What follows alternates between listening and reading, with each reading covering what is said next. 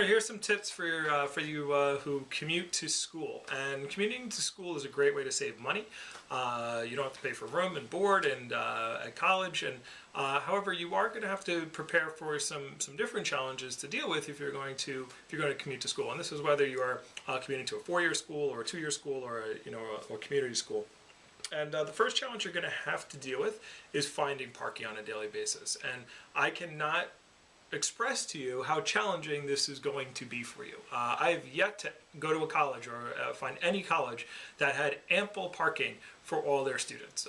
It just doesn't exist. And so a couple of things you're just going to have to accept when you're commuting is going to school early. All right, so give yourself ample time. All right, before you go to class. If class starts at 9:30, you want to get to the college campus at 9 o'clock and maybe even 8:45 to get to class on time. And maybe even earlier than that. So you're just going to have to get up earlier. The commuter parking lots at 4-year colleges are way far away. I know at Rutgers, the commuter lot was like behind the Rutgers Stadium, which was on a campus that was not even close to any. You would have to walk 7, 8, 9 miles to get to the closest class. Stony Brook University happens to be right by my house. I've been there many times. Same thing. They have this big commuter lot, South P lot, and there's no way you're walking. I mean, you could walk. Like they say, everything is in walking distance if you have enough time.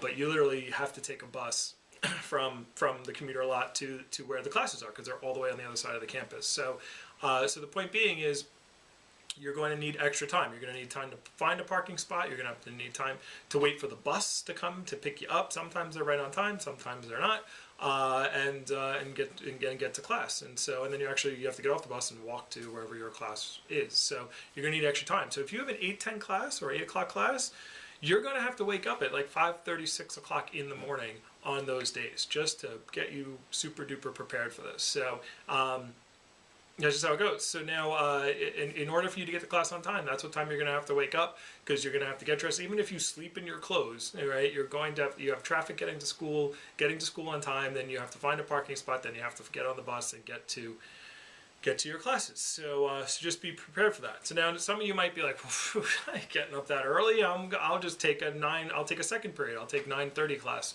Well, great. If you're taking a 9:30 class, well, guess what happens when you get to school?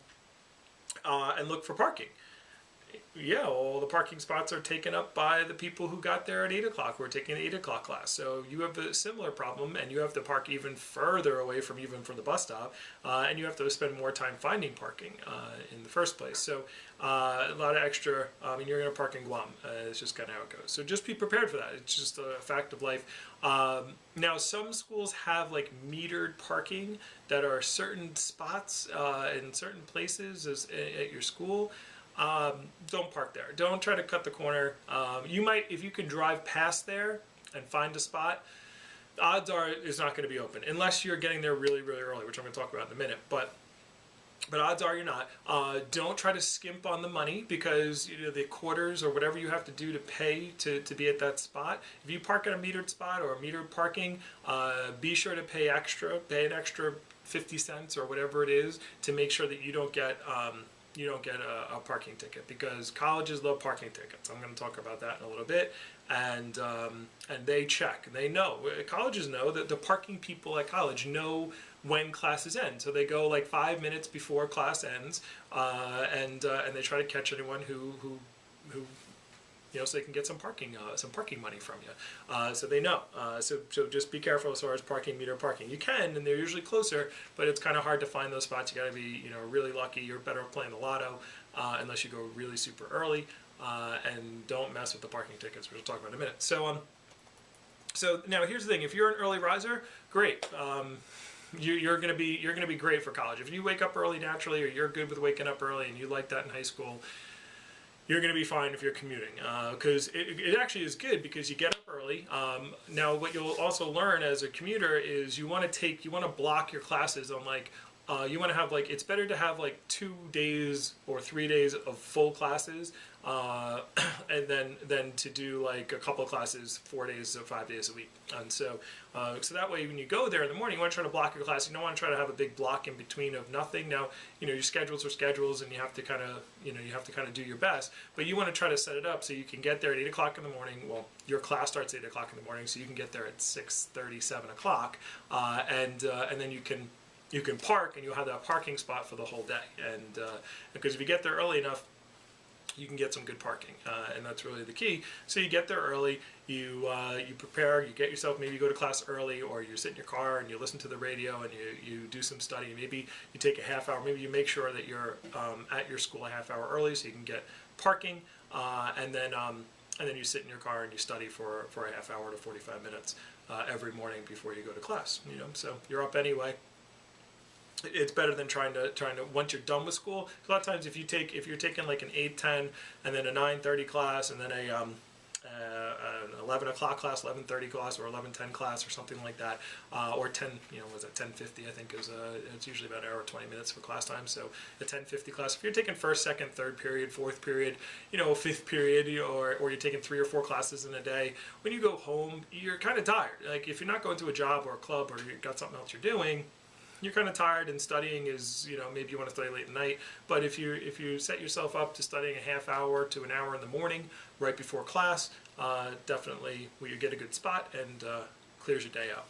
So that's how it goes. If you're one of those people who doesn't, if you're one of those people who has a tough time waking up in the morning, but you can do it, okay? Like you could wake up, like you were in high school, you hated waking up in the morning, but you did it because you had to, then that's good too. That's fine. Then you'll develop a habit. Don't let your sleeping patterns determine your school schedule. Don't pick your major based upon your sleeping patterns. I hate waking up in the morning, and all economics classes are early mornings, so I'm not taking economics. That's not a good way to pick your major. So point being is just learn how to get up, because guess what? It's going to be a good practice, because if you become a teacher or you're working in business or you're working, most places, if you're working 9 to 5 and you got to get up in the morning, you're going to have to sit through traffic wherever you're going, wherever you're living. So it's a good way to start getting used to waking up in the morning, because, I heard most jobs you have to wake up at 6, 7 o'clock in the morning anyway, so you might as well start getting the hang of it while you're in college. If you are one of those types of people who cannot wake up, like you just know that waking up in the morning is not what you can do. I have a friend, Andrew. Andrew falls asleep. Andrew missed a flight to Hollywood on a free vacation. He had a free vacation to Hollywood. His flight was at 8 o'clock. He could not get himself up. He missed the flight because he can't wake up. I've seen Andrew fall asleep in a shower with the shower on through a opaque glass door, obviously, because I wasn't in the shower. I couldn't see him visually, but he's fallen asleep in the shower before in the morning, like literally like snoring while water is going over his head. So if that is you and you can't wake up in the morning, like that's just so hard, do not take early classes if you commute. You will hate college, you will hate what you're doing, and you will probably fail out. You should get a night job and take night classes. Okay, but I mean, not a night job while you're taking night classes, but when you get out of college, find something that allows you to work at home or work on your own timetable, or a night job.